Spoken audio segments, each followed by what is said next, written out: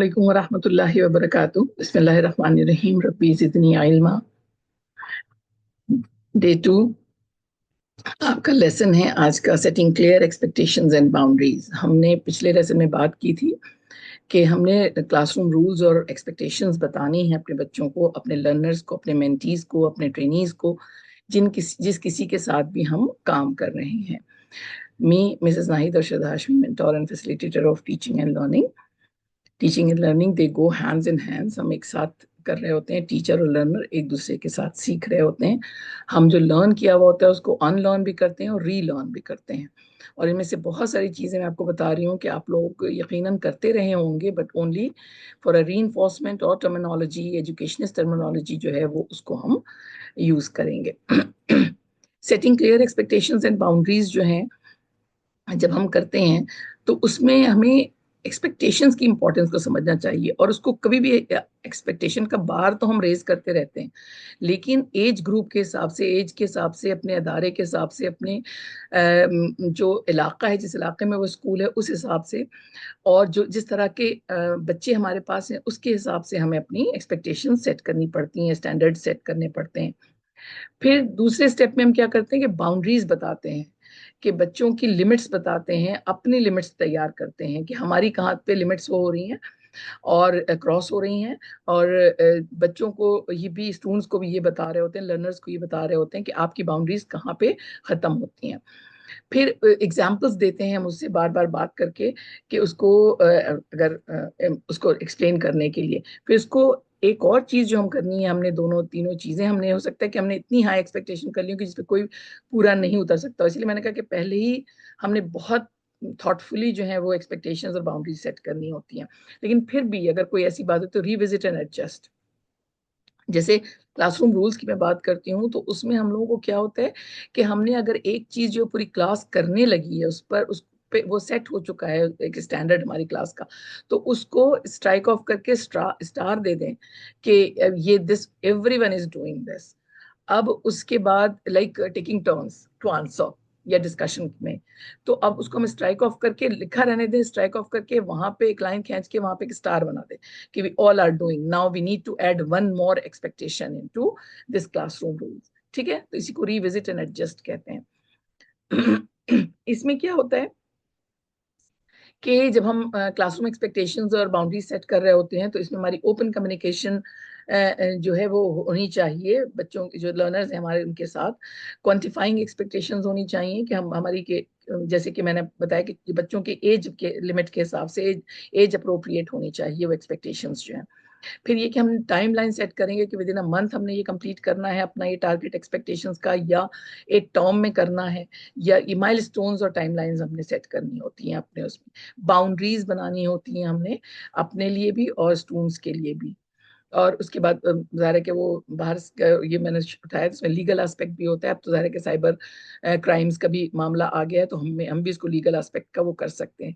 Emotional consideration को भी लेना चाहिए कि मैंने जैसे कि कहा है कि वो बच्चे किस इलाके से, किस घराने से, किन लोगों से ताल्लुक रखते हैं, उनका उनका जो सोशल सेटअप है वो कैसा है, वो भी हमें कंसिडर करना चाहिए।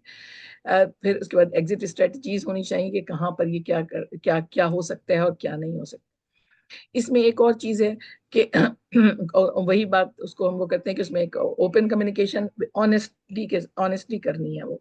फिर ये बताना है कि हम क्यों ये कर रहे हैं, एक्सपेक्टेशंस हम क्यों रख रहे हैं, बाउंड्रीज हम क्यों सेट कर रहे हैं, पर्पस बताना है हमें। फिर उसके बाद हमने रिस्क असेसमेंट बताना है कि भाई अगर आप ये नहीं करेंगे तो क्या होगा। और इसको मैं कनेक्ट करूंगी अपने दीन इस्लाम से, तो हमें हर जगह अल्लाह ताला ने बताया कि ये करोगे तो इसका इसका नतीजा जो है जन्नत है, और ये इससे डिविएट करोगे, नहीं करोगे, या ये काम करोगे ABCD, तो इसका नतीजा जो है वो जहन्नम है।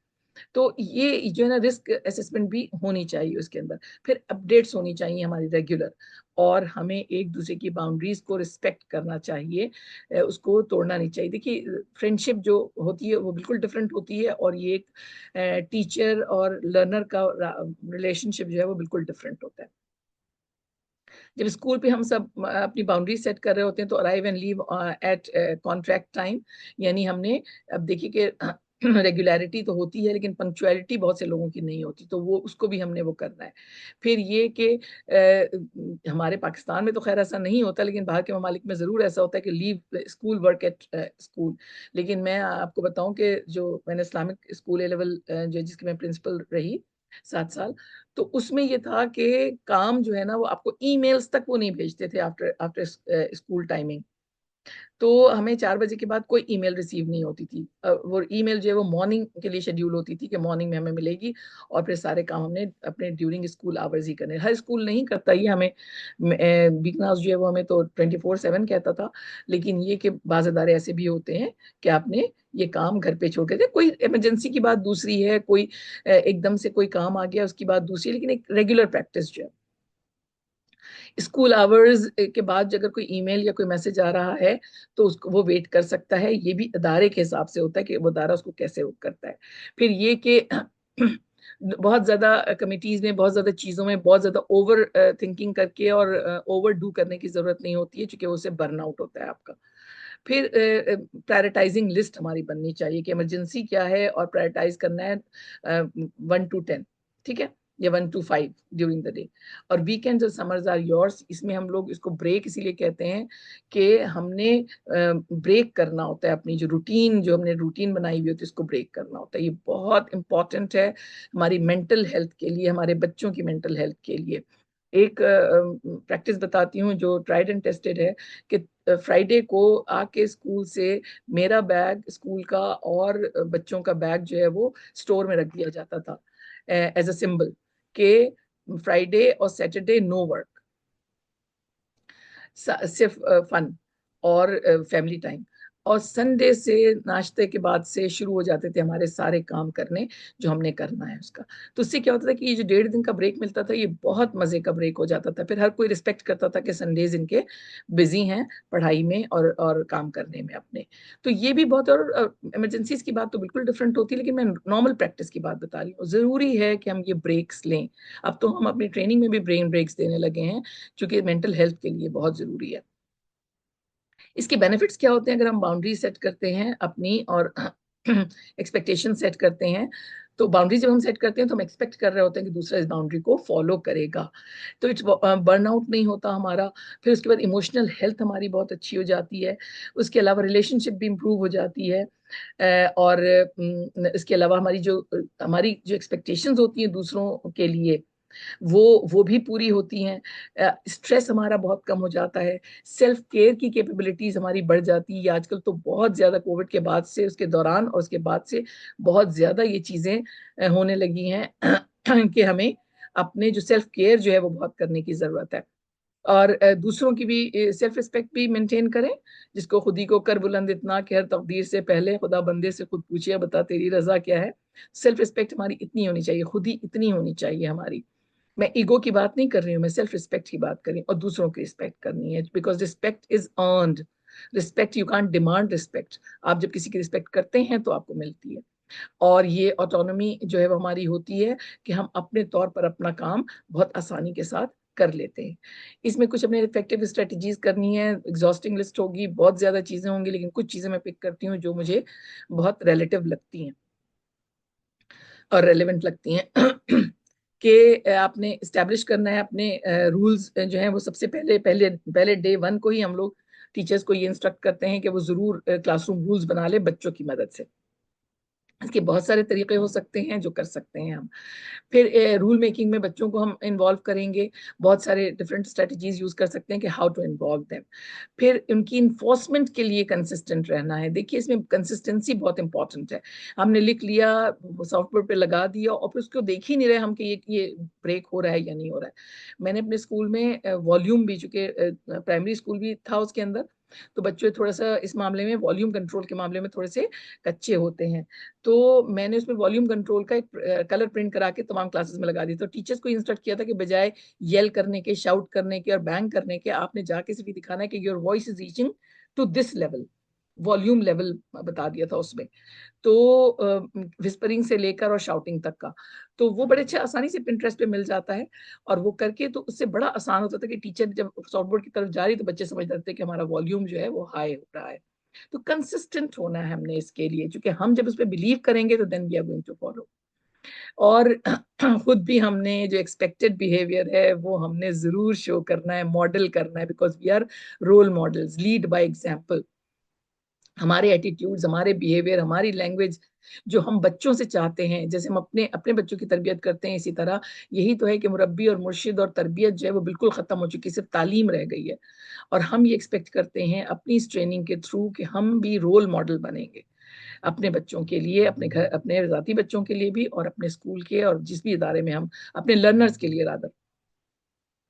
पॉजिटिव रीइंफोर्समेंट होना चाहिए, रिवॉर्डिंग का सिस्टम होना चाहिए, और रीइंफोर्सिंग ऑफ गुड बिहेवियर होना चाहिए, वर्बल प्रेज भी होनी चाहिए, सर्टिफिकेट्स भी दिए जा सकते हैं as per the requirement of the your institution.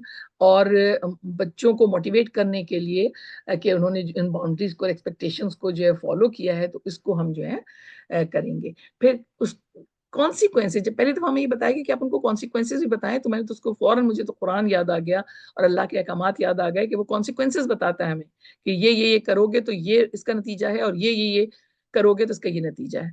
तो बड़ी मजे की बात यह है कि कॉन्सिक्वेंसेज को भी हमने बताना है बच्चों को कि कॉन्सिक्वेंसेज जो है कि अगर उन्होंने रूल ब्रेक किया तो उसके क्या कॉन्सिक्वेंसेज होंगे, और हमारी एक्सपेक्टेशंस क्या हैं। और प्रोग्रेसिव डिसिप्लिन सिस्टम हमारा होना चाहिए कि लॉस ऑफ प्रिविलेजेस, कि उनको उनको हम किसी तरह की कोई प्रिविलेज जो दे रहे होते हैं, वार्निंग दी जा सकती है, रेप्रिमेंडेशन दी जा सकती है, पेरेंट को कांटेक्ट किया जा सकता है। जैसे मोबाइल लाना अलाउड नहीं है, अगर कोई बच्चा ले आया है तो उसको बजाय इसके को 1 घंटा उसको डांट पिलाई जाए और उस पर शाउट किया जाए, उसे simply with a firm hand ले लिया जाएगा और पेरेंट को कांटेक्ट किया जाएगा कि आप आइए और आप ले लीजिए। तो ये डिपेंडिंग ऑन द सिचुएशन। तो इसके कॉन्सिक्वेंसेज जो है बहुत रीजनेबल होने चाहिए, रेलेवेंट होने चाहिए, और रिस्पेक्टफुल होना चाहिए। ठीक है, तो अगर हम ये स्ट्रेटजीज यूज करेंगे तो इनशाला एक स्ट्रक्चर्ड और रिस्पेक्टफुल क्लासरूम एनवायरनमेंट हमारा होगा, जो कि एनहांस करेगा हमारी पॉजिटिव एनवायरनमेंट को, और कंड्यूसिव लर्निंग एनवायरनमेंट होगा, कोलैबोरेशन होगा, जो कि सब एक दूसरे की रिस्पेक्ट करेंगे इंशाल्लाह।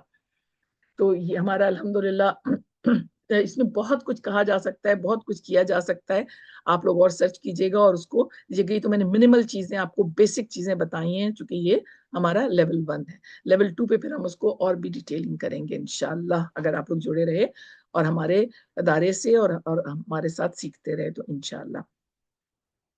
तो हमारा जज़ाकल्लाहु खैरन कसीरा, हमारी ये क्लास भी इख्तिताम पजीर हुई।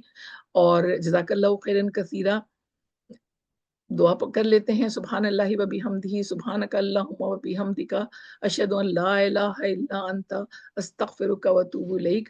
अस्सलामु अलैकुम व रहमतुल्लाहि व बरकातहू।